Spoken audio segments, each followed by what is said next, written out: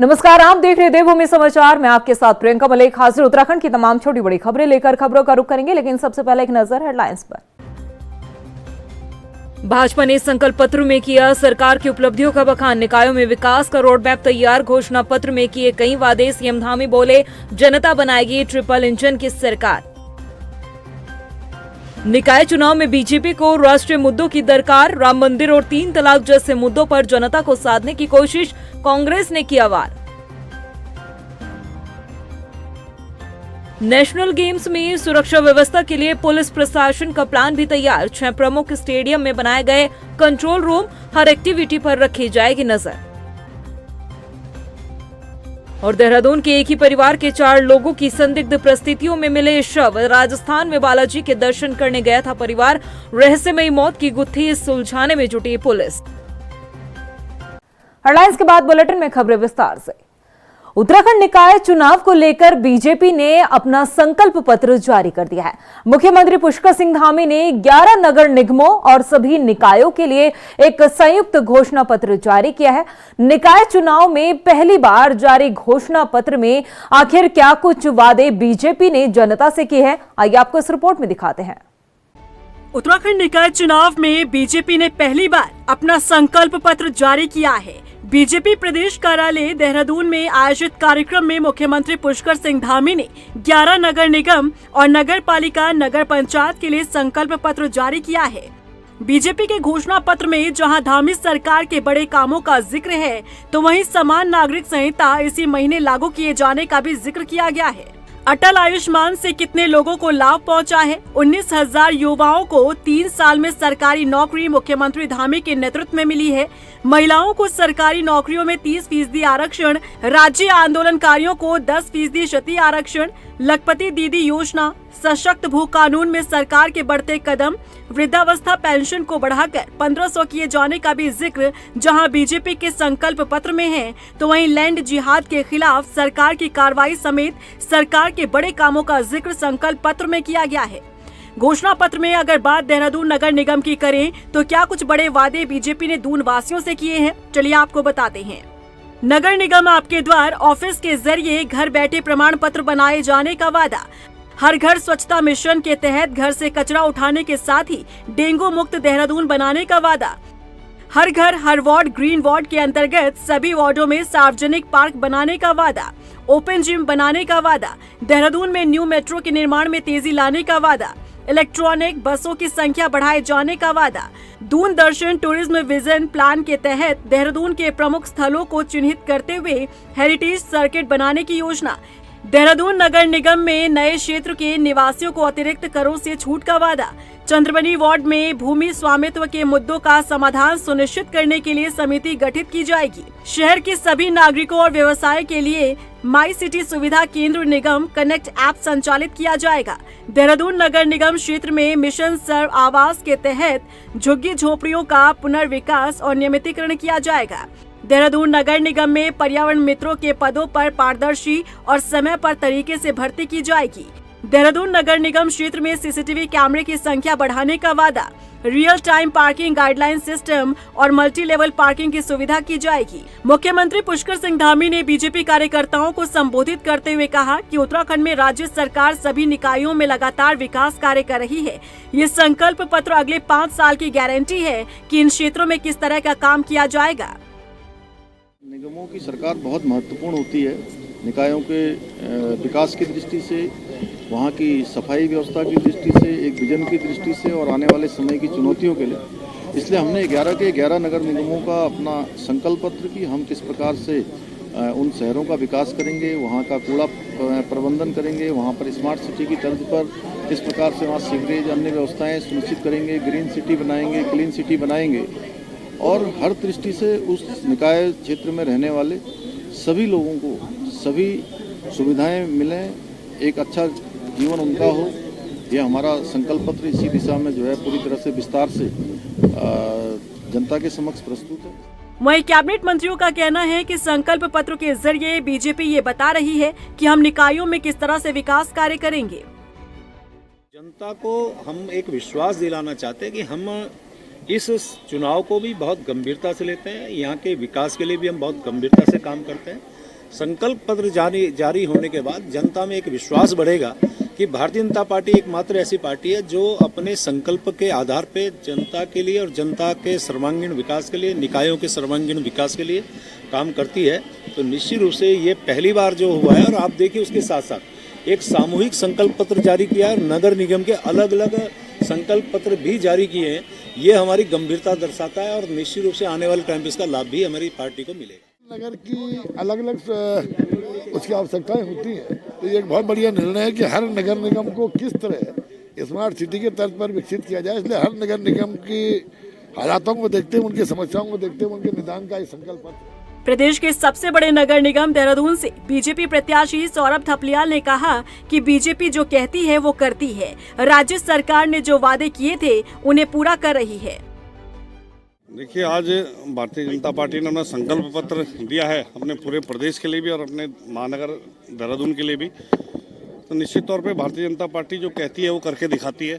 BJP ने जहां घोषणा पत्र जारी कर दिया है, वहीं घोषणा पत्र में किए गए वादे और प्रदेश सरकार के कामकाजों को घर घर पहुंचाकर वोट मांगे जा रहे हैं। ऐसे में देखना होगा कि अन्य राजनीतिक दल जहां निकाय चुनाव में घोषणा पत्र के बारे में विचार तक नहीं कर पाए, वहीं बीजेपी ने सभी राजनीतिक दलों से आगे निकलते हुए संकल्प पत्र जो जारी किया है, आखिर इसका कितना फायदा बीजेपी को होता है, ये आने वाला वक्त बताएगा।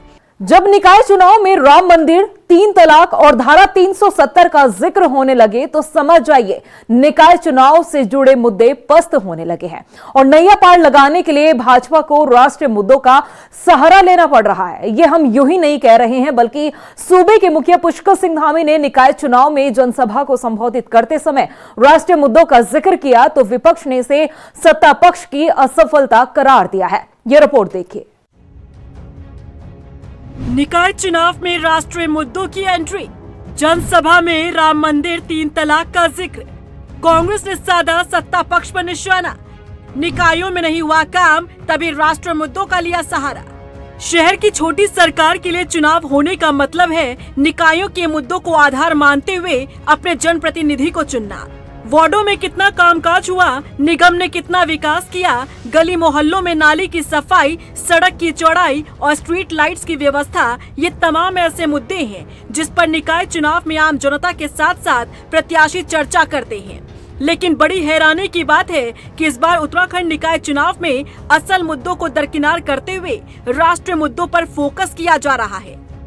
चुनाव प्रचार की कमान संभाले सूबे के मुखिया पुष्कर सिंह धामी ने जनसभा को संबोधित करते हुए न सिर्फ राम मंदिर का जिक्र किया, बल्कि इसके साथ साथ 3 तलाक और धारा 370 के मुद्दे पर बोलते नजर आए। सुनिए सीएम धामी का बयान। भाइयों बहनों, आपको राम मंदिर का निर्माण करने वाली भारतीय जनता पार्टी चाहिए या राम मंदिर को बाबरी मस्जिद बताने वाली कांग्रेस की मुगलिया सोच वाली कांग्रेस चाहिए?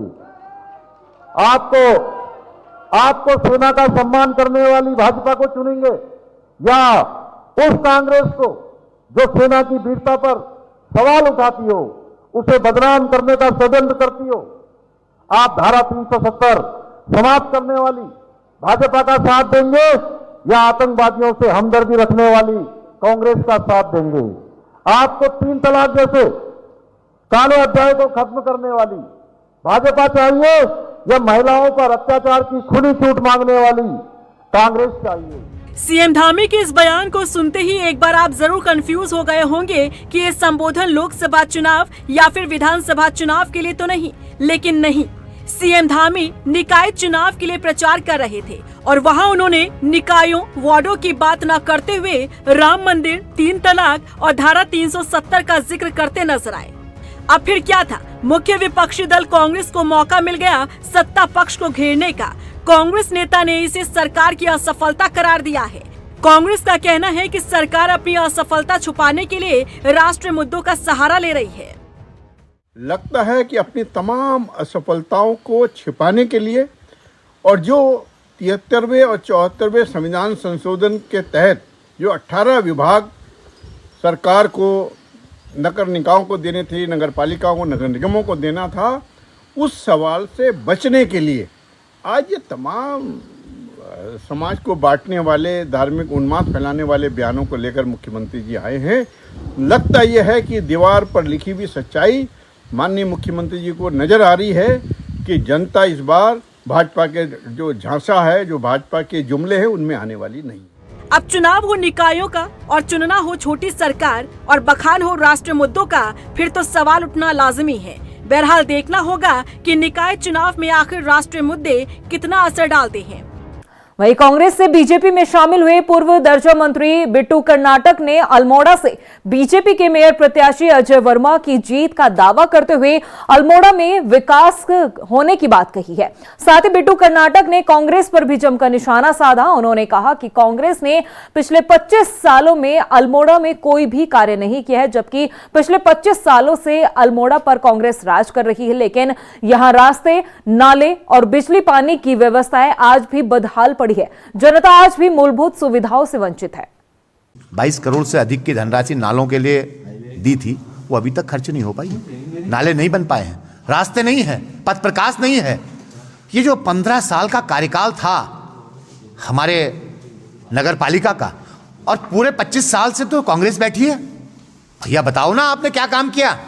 और आप तो लगातार 10 साल से बैठे हैं, और उस 10 साल का कार्यकाल रो रो के चीख चीख के कह रहा है कि अल्मोड़ा का विकास मर गया, अल्मोड़ा का विकास मर गया। वहीं मंगलोर से चेयरमैन पद के प्रत्याशी चौधरी इस्लाम का पर्चा जो है निरस्त होने के बाद अब निर्दलीय प्रत्याशी को मैदान में उतारा गया है, जिसे कांग्रेस ने भी अपना समर्थन दिया। साथ ही कांग्रेस ने निकाय चुनाव में जीत का दावा किया है। वजह क्या, मैंने नॉमिनेशन किया था, मेरा भाजपा सरकार ने अपनी दबंगई से और बेईमानी के बल पर मेरा निरस्त करा दिया। अब सभी लोगों की राय मशवरा थी, कांग्रेस पार्टी का जो आदेश था, हमने अपना समर्थन मोहिउद्दीन अंसारी को अलमारी के निशान को देकर कामयाब बनाने का कांग्रेस पार्टी का और सभी साथियों का निर्णय था। तो हम लोगों ने मोहिउद्दीन को ही अपना प्रत्याशी, समर्पित प्रत्याशी घोषित किया है। वहीं कोटद्वार में कांग्रेस की महिला उम्मीदवार पर मंत्री सुबोध उनियाल की तरफ से दिए गए विवादित बयान पर अब सफाई पेश की गई है। कैबिनेट मंत्री सुबोध उनियाल का कहना है कि उनका बयान महिलाओं को आहत करने के इरादे से नहीं दिया गया था, बल्कि कांग्रेस की सोच को उजागर करना उनका मकसद था। दरअसल कोटद्वार में एक जनसभा के दौरान मंत्री सुबोध उनियाल ने विवादित बयान दिया था, जिस पर कांग्रेस ने भाजपा को जमकर घेरने की कोशिश की।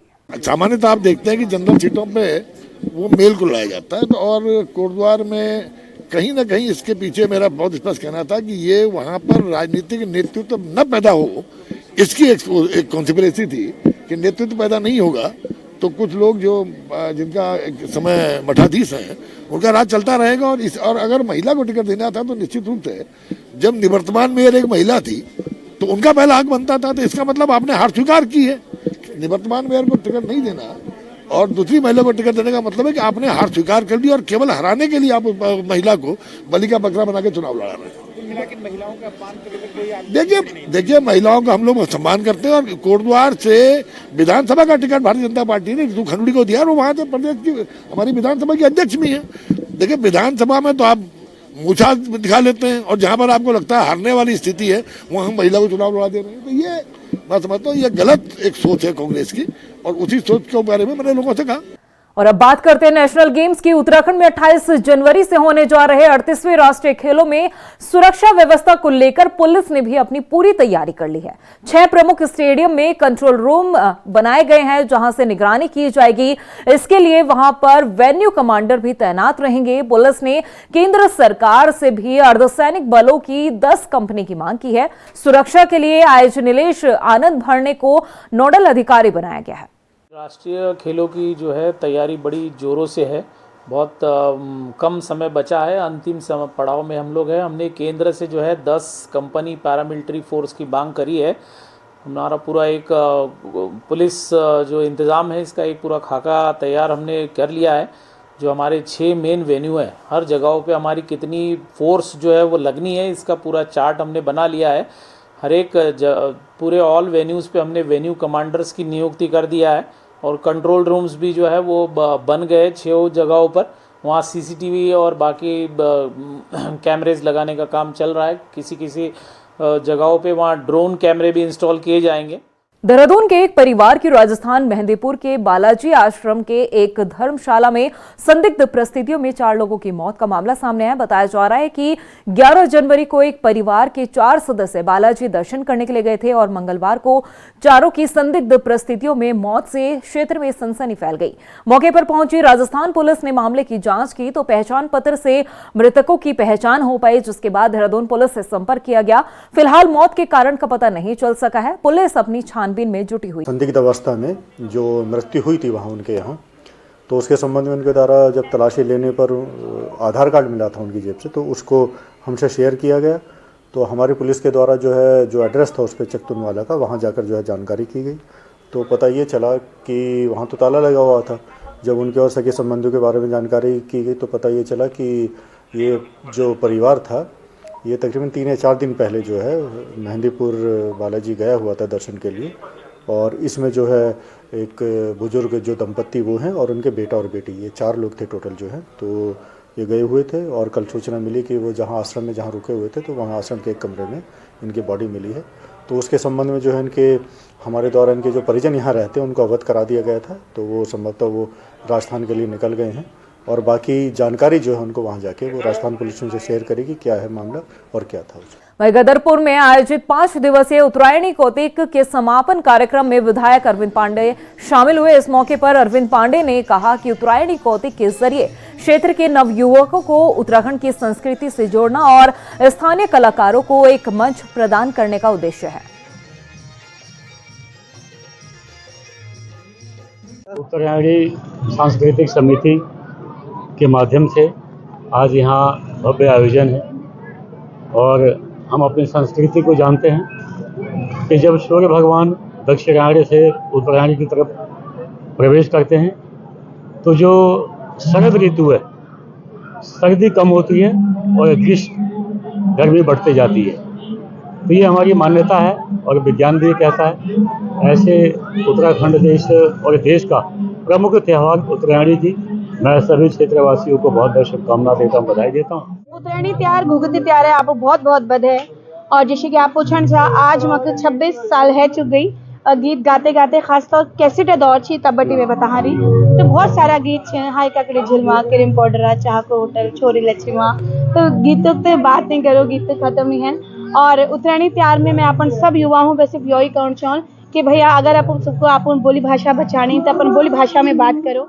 वहीं लक्सर में भारतीय किसान संघ से जुड़े किसानों ने गन्ने का मूल्य बढ़ाए जाने समेत अपनी 3 सूत्रीय मांगों को लेकर एसडीएम को ज्ञापन सौंपा है। किसानों का कहना है कि मील का पराई सत्र शुरू होने के 70 दिन बाद भी गन्ने का मूल्य घोषित नहीं किया गया है। इसके साथ ही किसानों ने खेती के लिए इस्तेमाल होने वाली बिजली बिल माफ करने की मांग की है। इसके अलावा घरेलू बिजली का सरचार्ज माफ करने की भी किसानों ने मांग की है। को चलते हुए 70 दिन हो गए और सरकार के उसने मतलब जो रेंग रही और हम किसान परेशान हो रहे, जबकि चर्चियों में 350-400 का भाव हो रहा और 375 के भाव पिछले रेट पर हमको गन्ना ये दे रहे हैं। तो इस रेट पर गन्ना देकर सरकार गन्ना मूल्य जल्दी से जल्दी घोषित करे। भारतीय किसान संघ द्वारा एक ज्ञापन प्रस्तुत किया गया है जिसमें ये गन्ने के मूल्य का निर्धारण करने के लिए शासन के लिए हम इसको इनका ज्ञापन है, इसको भेज दिया जाएगा। और प्रदेश की खबरों में इतना ही, फिर हाजिर होंगे कुछ और खास खबरों के साथ। तब तक के लिए मुझे दे इजाजत, लेकिन जाने से पहले एक नजर हेडलाइंस पर। नमस्कार। भाजपा ने संकल्प पत्र में किया सरकार की उपलब्धियों का बखान, निकायों में विकास का रोड मैप तैयार, घोषणा पत्र में किए कई वादे, सीएम धामी बोले जनता बनाएगी ट्रिपल इंजन की सरकार। निकाय चुनाव में बीजेपी को राष्ट्रीय मुद्दों की दरकार, राम मंदिर और 3 तलाक जैसे मुद्दों पर जनता को साधने की कोशिश, कांग्रेस ने किया वार।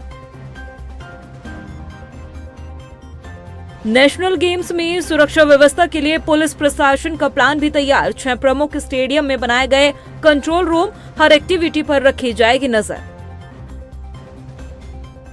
और देहरादून के एक ही परिवार के 4 लोगों की संदिग्ध परिस्थितियों में मिले शव, राजस्थान में बालाजी के दर्शन करने गया था परिवार, रहस्यमयी मौत की गुत्थी सुलझाने में जुटी पुलिस।